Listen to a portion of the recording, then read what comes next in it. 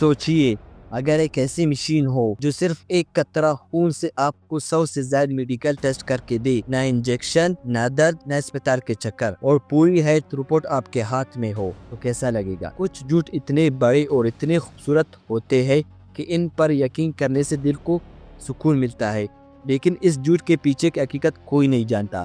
یہ کہانی ہے ایک ایسی عورت کی جس نے سلیکون ویلی کو ہلا کر رکھ دیا۔ اس نے دنیا کو ایک ایسا خواب دکھایا جو انسانیت کے تکلیف کا علاج لگتا تھا۔ اس کا نام تھا الزابتھ ہومز اور اس کی کمپنی تھی تیرانوس۔ الزابتھ ہومز نے صرف 19 سال کی عمر میں اسٹینفورڈ یونیورسٹی چھوڑ دی اور کہا، میں ایک ایسی ڈیوائس بناؤں گی جو صرف ایک قطرہ خون سے سب کچھ ٹیسٹ کر کے دے گی۔ اس نے تیرانوس کمپنی بنائی اور ایک ڈیوائس لانچ کی جس کا نام تھا ایڈسنز مشین۔ اس کی آواز میں ایسا اعتماد تھا کہ جھوٹ سچ لگنے لگا۔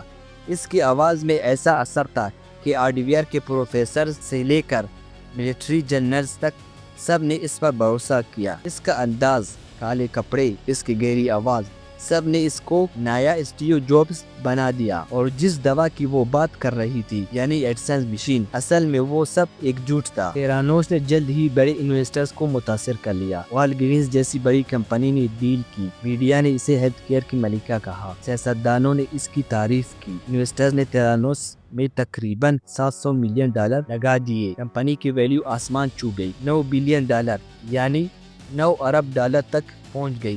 ہومز خود $4.5 بلین کی مالک بن گئی اور دنیا کے سب سے کم عمر خود ساختہ ارب پتی عورت کہلائی۔ وہ صرف 30 سال کی تھی۔ لوگ اسے ایک ہیرو کی طرح دکھنے لگے، خاص طور پر خواتین کے لیے ایک مثال۔ مگر سچ چھپتا کب ہے؟ سچ یہ تھا کہ ایڈسنز مشین کام ہی نہیں کر رہا تھا۔ یہ ٹیسٹ کے نتائج غلط دکھاتا تھا، کبھی ٹیسٹ فیل ہو جاتے تھے تو کبھی نتائج میں بہت سارے غلطیاں ہوتے تھے۔ تیرانوس کے اندر سیاستدان اور ملازمین کو پتا تھا کہ مشین ناکام ہے، مگر ہومز اور کمپنی کے دیگر لوگوں نے یہ بات چھپائی۔ انہوں نے جھوٹے ڈیمو دی اور جھوٹے نتائج دکھائے اور یہاں تک کہ FDA یعنی امریکی حکومت کی ہیلتھ ایجنسی کو بھی دھوکہ دیا۔ والگرینز کے دکانوں میں جو ٹیسٹ ہوئے وہ بھی غلط نکلے، مریضوں کو غلط تشخیص دی گئی اور کمپنی عوام سے جھوٹ بولتی رہی کہ سب ٹھیک ہے، جبکہ چھپ کر پرانی مشینوں سے ٹیسٹ کر کے نتائج بدلتے تھے۔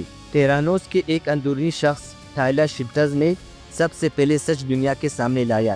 اس نے وال اسٹریٹ جرنل کو سب کچھ بتا دیا۔ 2015 میں وال اسٹریٹ جرنل نامی اخبار کے ایک رپورٹر جان کیوری نے تحقیقات کی۔ سابق ملازمین نے خفیہ طور پر بتایا کہ کمپنی جھوٹ بول رہا ہے۔ رپورٹ چھپی تو دنیا ہل گئی۔ انویسٹرز، حکومت اور میڈیا سب نے تحقیقات شروع کی۔ پتہ چلا کہ تیرانوس نے کروڑ ڈالر ضائع کیے اور مریضوں کی جانوں سے کھیلا۔ کمپنی کی ویلیو صفر ہو گئی اور 2018 میں تیرانوس بند ہو گئی۔ الزابتھ ہومز پر مقدمہ چلا، اسے دھوکہ دہی کا مجرم پایا گیا۔ 2022 میں اسے 11 سال کی قید سزا سنائی گئی اور اب وہ جیل میں ہے۔ اس کے پارٹنرز اور کمپنی کے CEO رمیش سنی کو بھی سزا ملی۔ یہ کہانی ہمیں ایک زبردست سبق سکھاتا ہے کہ ٹیکنالوجی صرف دکھانے کے لیے نہیں ہوتی، اس کا کام کرنا بھی لازمی ہے، اس کا کام کرنا ضروری ہے۔